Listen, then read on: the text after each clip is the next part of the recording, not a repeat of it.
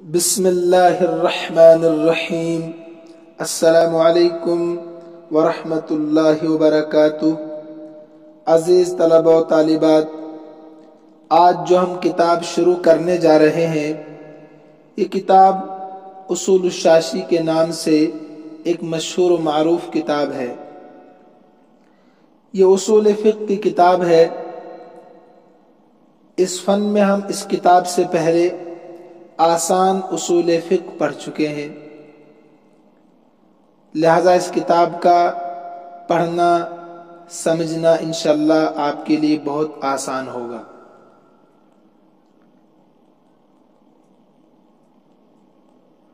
اصول فقہ کے تعلق سے بہت ساری باتیں میں پہلے بتا چکا ہوں آپ کو آسان اصول فقہ کے شروع میں۔ وہ ساری باتیں آج بھی موجود ہے، آپ جا کر یوٹیوب چینل پر جا کر سن سکتے ہیں اور اپنی کاپی میں بھی نوٹ کر سکتے ہیں، لہٰذا میں ان کو دہرانا نہیں چاہتا ورنہ یہ سبق طویل ہو جائے گا۔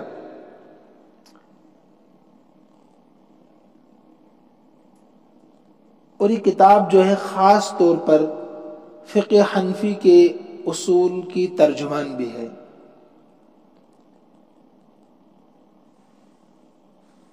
جیسے کہ میں نے آپ کو یہ بات بھی بتائی تھی کہ ہر کتاب کا اپنا ایک طریقہ ہوتا ہے پڑھنے پڑھانے کا۔ اگر اس کتاب کو اسی طرز پر، اسی طریقے پر پڑھا اور پڑھایا جائے تو اس کے زیادہ فائدے نظر آتے ہیں۔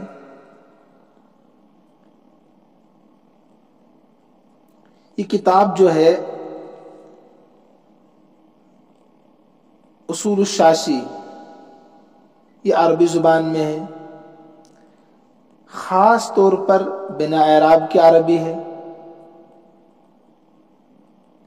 تو بعض طلبہ و طالبات یہ سوال کرتے ہیں کہ اس کتاب میں ہمیں ترکیب، اعراب، لغت یہ سب چیزیں آنی چاہیے۔ دیکھیے عزیز طلبہ و طالبات، یہ ساری چیزیں اعراب، ترکیب، لغت، یہ ساری چیزیں بتانا الحمدللہ کوئی مشکل کام تو نہیں ہے، لیکن ان سب چیزوں کو ایک ساتھ لے کر چلنا اس لیے مشکل ہے کہ اس سیمسٹر میں جو نصاب سلیبس ہمیں یونیورسٹی کی طرف سے دیا گیا ہے اور اس کے لیے مختصر سا وقت متعین ہے، 2 مہینے۔ تو اگر یہ ساری چیزیں ہم ایک ساتھ لے کر چلیں گے تو پھر نصاب کا سلیبس کا مکمل کرنا ناممکن نہیں بلکہ محال ہے۔ اس لیے کہ اس کتاب میں جو اپنی بحث ہے وہی بہت زیادہ طویل ہے، لہذا ہم ترجمہ، تشریح اور اصول پر زیادہ توجہ دیں گے تاکہ ہم اپنا نصاب سلیبس مکمل کر سکیں۔ آئیے ہم شروع کرتے ہیں آج کا سبق۔ بسم اللہ الرحمن الرحیم، صفحہ نمبر 3 پر دیکھیے۔ ایک بات اور بھی یاد رکھیے آپ، اس کتاب میں 5 چیزیں ہیں، یعنی شروع سے آخر تک 5 چیزیں ہیں پوری کتاب میں۔ ایک تو اس میں مختصر سا خطبہ صاحب کتاب رحمۃ اللہ علیہ نے نقل کیا ہے، جو تمام مصنفین کی عادت رہی ہے کہ اس میں اللہ کی تعریف، اللہ کے رسول صلی اللہ علیہ وسلم پر صلاۃ و سلام اور پھر صاحب کتاب کے لیے دعائیہ کلمات وہ لکھ دیتے ہیں یا مختصر تعارف کر دیتے ہیں صاحب کتاب کا۔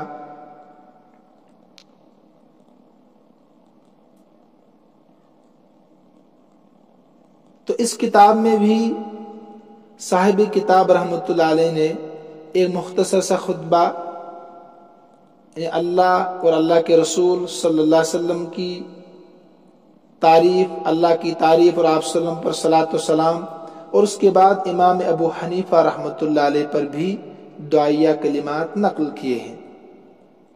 اور اس کے بعد اس میں 4 چیپٹر ہے، 4 بحثیں ہیں۔ پہلا چیپٹر، پہلی بحث وہ کتاب اللہ کے بیان میں ہے، نمبر 2 سنت رسول اللہ، نمبر 3 اجماع، نمبر 4 قیاس۔ بس یہی 4 چیپٹر اس کتاب میں ہیں، ایک خطبہ اور 4 چیپٹر، 4 بحثیں ہیں۔ ہمیں جو سیکنڈ سیمسٹر میں پڑھنا ہے وہ ہے صرف کتاب اللہ۔ آئیے ہم شروع کرتے ہیں۔ بسم اللہ الرحمن الرحیم۔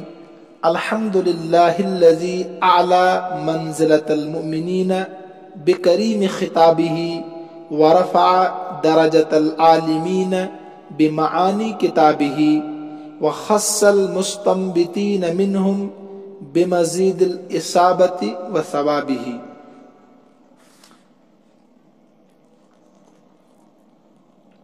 تمام تعریفیں اس اللہ کے لیے ہے، تمام تعریفیں اس اللہ کے لیے ہے جس نے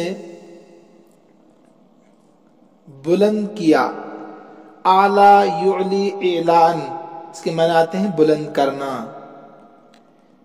جس نے بلند کیا، معلن اسم فاعل، معلن اسم مفعول، اعلی یعلی اعلان۔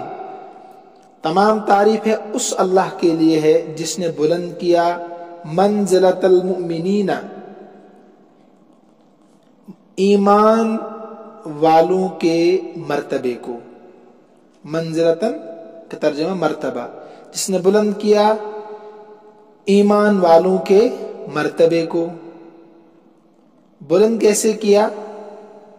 بکریم خطابہ، اپنے معزز خطاب کے ذریعے، اپنے شریف معزز خطاب کے ذریعے سے۔ اس کا مطلب کیا ہے؟ تمام تعریف اس اللہ کے لیے ہے جس نے بلند کیا ایمان والوں کے مرتبے کو اپنے مکرم اور معزز خطاب کے ساتھ۔ اس کا مطلب ہے قرآن کریم میں ہے یا ایھا الذین آمنو، اے وہ لوگوں جو ایمان لے آئے۔ امن، سلامتی جنہوں نے اپنا لی ہے۔ تو کتنا بہترین خطاب ہے، اچھے نام کے ساتھ اللہ پکار رہے ہیں، یا ایھا الذین آمنو۔ تو صفت ایمان کے ساتھ متصف کر کے اللہ خطاب کر رہا ہے۔ اس کے مقابلے میں اللہ تبارک و تعالی جب اپنے نافرمانوں سے خطاب کرتے ہیں تو کیا کہتے ہیں؟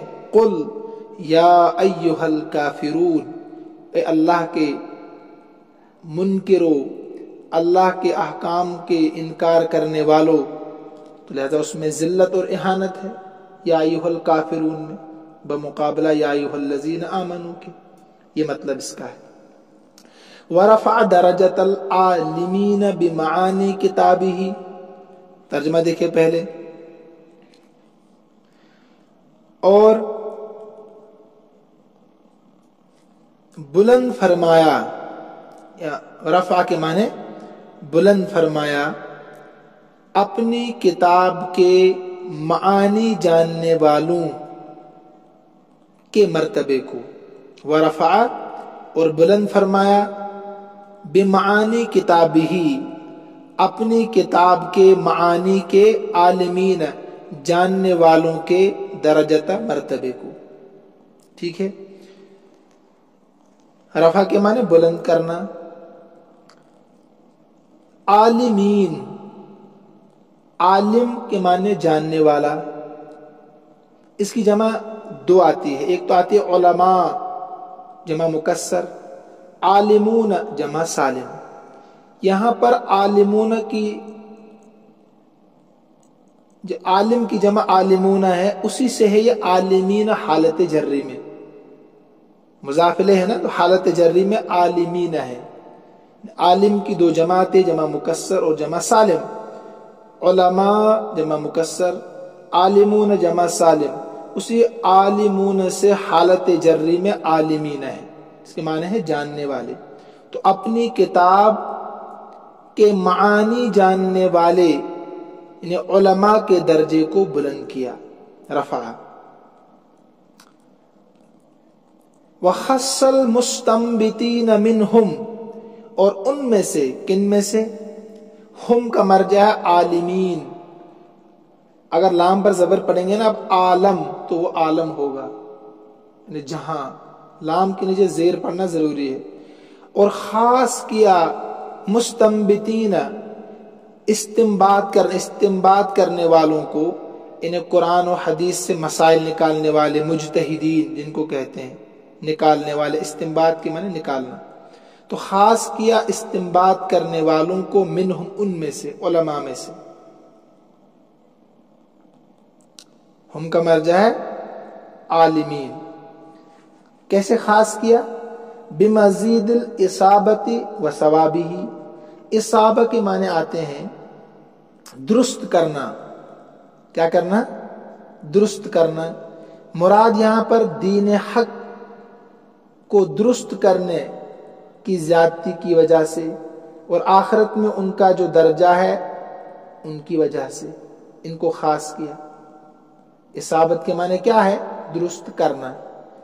کس کو درست کرتے ہیں؟ وہ دین حق کو درست کرنے کی زیادتی کی وجہ سے، اور آخرت میں ان کا درجہ جو ہے اس کی وجہ سے۔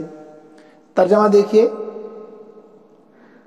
اور خاص کیا ان میں سے مستنبتین کو، استنباط کرنے والوں کو، بمزید الاصابۃ و ثوابہ، حق تک رسائی، بمزید اصابت کی ترجمہ، یعنی خاص کیا ان میں سے، اصابت کا ترجمہ پہلے، حق تک رسائی، و ثوابہ، اور اپنی جانب سے ثواب کی زیادتی کے ساتھ۔ زیادتی کا ترجمہ آخر میں، پہلے اصابہ و ثوابہ پھر مزید۔ اور خاص کیا ان علماء میں سے مستنبتین کو، استنباط کرنے والوں کو۔ کیوں خاص کیا؟ کہتے ہیں حق تک رسائی، یعنی صحیح مسئلہ نکالنا، امت کو بتانا، حق تک رسائی، اور اپنی طرف سے ثواب کی زیادتی کے ساتھ۔ ٹھیک ہے، یہ تو یہاں تک خطبہ ہو گیا اور اللہ کی تعریف ہو گئی۔ دیکھ اس میں تین درجے بیان کیے۔ ایک تو عام ایمان والے، عام جس نے کلمہ پڑھا اس کی بھی تعریف، اس کے بعد علماء کی تعریف، انہیں قرآن و حدیث کو جاننے والوں کی تعریف ہو گئی، ان کے درجے کو بتا دیا۔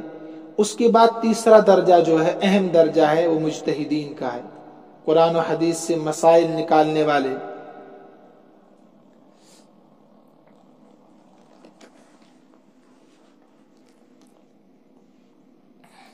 اللہ تبارک و تعالیٰ نے عام ایمان والوں کے لیے کیا کہا؟ یا ایھا الذین آمنوا۔ اور علماء کے لیے کیا کہا اللہ تعالیٰ نے؟ یرفع اللہ الذین آمنوا منکم والذین اوتوا العلم درجات۔ اللہ نے بلند کیا ان لوگوں کو جو تم میں سے ایمان لائے، والذین، اور وہ لوگ جو علم والے ہیں، اوتوا العلم، علم والے۔ تیسری چیز جو ہے خص المستنبتین، اللہ تبارک و تعالیٰ نے اس میں مجتہدین کو دو چیزوں کے ساتھ مخصوص فرمایا۔ دو چیزیں، نمبر ایک حق تک رسائی، میں نے بتایا ابھی آپ کو، انہیں دین حق کو درست کرنے کی زیادتی، حق تک رسائی، مثلا صحیح مسئلہ انہوں نے قرآن کی کسی آیت سے نکالا، صحیح مسئلہ، اس کا نام ہے حق تک رسائی۔ کہ عموماً عام طور پر جو مجتہدین ہوتے ہیں وہ قرآن اور حدیث سے صحیح مسئلہ نکالتے ہیں، غلطی ان سے بہت کم ہوتی ہے۔ نمبر دو، ان کو خاص کیوں کیا؟ دو چیزوں کی وجہ سے ان کو دو ثواب ملتے ہیں۔ ایک تو مسئلہ نکالنے کا، قرآن سے محنت کا، قرآن سے جو مسئلہ نکالتے ہیں اس کا ثواب، اور صحیح مسئلہ نکالنے کا۔ ایک تو مسئلہ نکالنے کا، انہیں جو محنت وہ کرتے ہیں اس کا ثواب، محنت کا ثواب، اور نمبر دو صحیح مسئلہ نکالنے کا ثواب۔ اب اگر کوئی مجتہد محنت کرتا ہے تو اس کو اس کا ثواب ملتا ہے، اور پھر درست مسئلہ نکالتا ہے اس کا ثواب ملتا ہے۔ اب اگر اس کو مسئلہ نکالنے میں غلطی بھی ہو جائے تب بھی اس کو ایک اجر ضرور ملے گا۔ وہ کیوں ملے گا؟ اس لیے کہ اس نے سخت محنت کی ہے، اپنی طرف سے پوری کوشش کی ہے مسئلہ نکالنے کی۔ اگر پھر بھی غلطی ہو جائے اللہ غلطی کو معاف کرے گا، لیکن اس نے جو محنت کی ہے اس محنت شاقہ کا اس کو ثواب ضرور ملے گا۔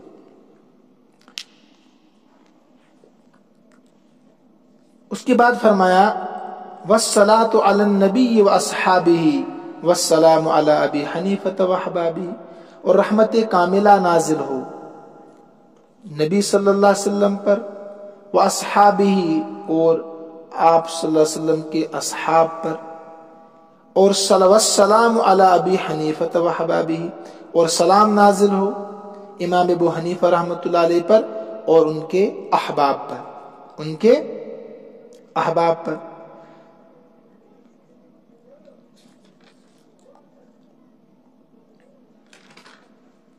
یہاں ایک اعتراض کچھ لوگ کرتے ہیں، کیا غیر انبیاء پر صلاۃ و سلام جائز ہے کہ نہیں؟ تو اس میں بڑا اختلاف ہے، بعض علماء کہتے ہیں جائز، بعض نے کہا ناجائز، بعض نے کہا حرام، بعض نے کہا مکروہ، اور بعض کہتے ہیں کہ طبعاً تو جائز ہے لیکن مستقلاً ناجائز ہے۔ طبعاً کا مطلب کیا ہے؟ ان الصلاۃ والسلام علی محمد و ابی حنیفہ، صلاۃ والسلام ہو اللہ کے نبی صلی اللہ علیہ وسلم پر اور امام ابو حنیفہ پر، یہ طبعاً ہو گیا واو کے ذریعے سے۔ تو ہو سکتا ہے انہوں نے اسی قول کو لیا ہو اور امام ابو حنیفہ رحمۃ اللہ علیہ کے لیے بھی سلام کا لفظ استعمال کیا ہو۔ اور امام ابو حنیفہ رحمۃ اللہ علیہ تابعی بھی تھے، ہو سکتا ہے اس وجہ سے انہوں نے ان پر لفظ سلام کا لفظ استعمال کیا ہو۔ اب یہاں سے اصل کتاب شروع ہو رہی تو خطبہ تھا، وبعد فإن اصول الفقہ اربعۃ، اصول فقہ چار ہے، فإن اصول الفقہ اربعۃ، چار ہے۔ یہ چار کون کون سے؟ کتاب اللہ تعالی، ان اللہ کی کتاب، اصول جو ہے وہ صرف چار ہے۔ قرآن سے مسئلہ نکال سکتے ہیں آپ۔ نمبر 2 سنت رسولہ، رسول اللہ صلی اللہ علیہ وسلم کی سنت، و اجماع الامہ، اور اجماع امت۔ میں نے آپ کو بتایا تھا اس اجماع سے مراد کون سا اجماع ہے؟ آپ صلی اللہ علیہ وسلم کی امت کا اجماع، یعنی امت محمدیہ کا امت محمدیہ کے مجتہدین کا اجماع، ان کی شرافت کی وجہ سے، ان کے اعزاز کی وجہ سے، لہذا امم سابقہ کا اجماع معتبر نہیں ہوگا۔ اس کے بعد ہے قیاس، اور قیاس سے مراد کیا ہے؟ جو قرآن حدیث و اجماع سے مستنبت ہو۔ ٹھیک، چار چیزیں ہو گئی۔ فلا بد من البحث فی کل واحد من هذه الاقسام لیعلم بذلك طریق تخریج الاحکام۔ کہتے ہیں فلا بد من البحث، تو ضروری ہے بحث کرنا۔ فلا بد کا ترجمہ ضروری ہے، من البحث، بحث کرنا، غور و فکر کرنا، ان چاروں اقساموں میں سے ہر ایک قسم میں۔ کتاب اللہ میں بھی بحث کرنا، سنت رسول اللہ میں، اجماع میں اور قیاس میں، تمام چیزوں میں بحث کرنا ضروری ہے، ان چاروں قسموں میں سے۔ کیوں بحث کرنا ضروری ہے؟ لیعلم بذالک طریق تخریج الاحکام، تاکہ اس بحث سے احکام شرعیہ کے نکالنے کا طریقہ جان لیا جائے، تاکہ جان لیا جائے بذالک، اس بحث سے، طریق تخریج الاحکام، احکام شرعیہ کے نکالنے کا طریقہ۔ آخر ترجمہ، احکام شرعیہ کے نکالنے کا طریقہ اس بحث سے جان لیا جائے۔ دیکھیے لیعلم، یہ لام تعلیل ہے نا، اس کے بعد زبر ہوتا ہے، ان مقدرہ ہوتا ہے تو زبر ہوتا ہے اس پر۔ تو اب اس کو مجہول پڑھا جائے معروف۔ ایک اصول ذہن میں رکھیے، قاعدہ ایک، کہ جب فعل کے فوراً بعد حرف جر ہوتا ہے نا، حرف جر، تو اس فعل کو عموماً اکثر مجہول ہی پڑھا جاتا ہے۔ تو لیعلم اس لیے میں نے مجہول پڑھا اس کو۔ تو اگر فعل کے بعد حرف جر آپ کو کہیں نظر آئے تو فعل کو آنکھیں بند کر کے مجہول پڑھی، اصل میں علم یعلم سمع اسمو سے ہے، تو اور اس کے بعد نائب فاعل آئے گا، اس لیے طریق اوپر میں نے پیش پڑھا، لِيُعْلَمَ بِذَلِكَ طریق تخریج الاحکام، تاکہ اس بحث سے احکام شرعیہ کے نکالنے کا طریقہ معلوم ہو۔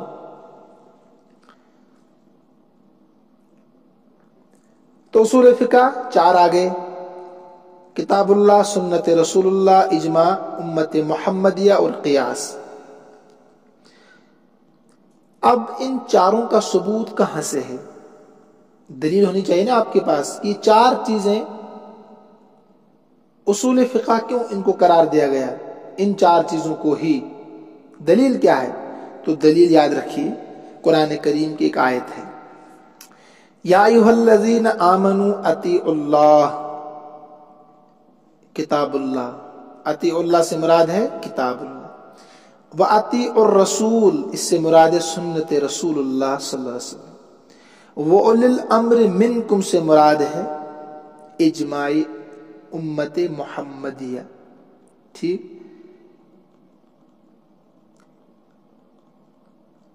فَإِن تَنَازَعْتُمْ فِي شَيْءٍ فَرُدُّوهُ إِلَى اللَّهِ وَالرَّسُولِ، تو فَرُدُّوهُ إِلَى اللَّهِ وَالرَّسُولِ سے قیاس مراد ہے، سورہ نساء کی آیت ہے، اس کو آپ زبان یاد کریں۔ تو اس آیت میں ادلہ اربع جو ہے، ادلہ شرعیہ جو 4 ہے، ان چاروں کا ثبوت اسی قرآن کریم کی آیت سے، سورہ نساء کی یہ آیت۔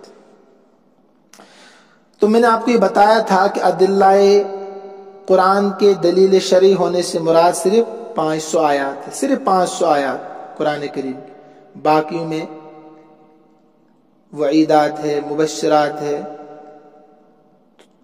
500 آیات ہے دلیل شرعی ہونے سے مراد، اور حدیث کے دلیل شرعی ہونے سے مراد 3000 احادیث ہے، اور اجماع تو آپ کو بتا دیا میں نے، امت محمدیہ کے مجتہدین کا اجماع ہے، اور قیاس سے مراد جو قرآن و حدیث اور اجماع سے نکالا گیا ہو۔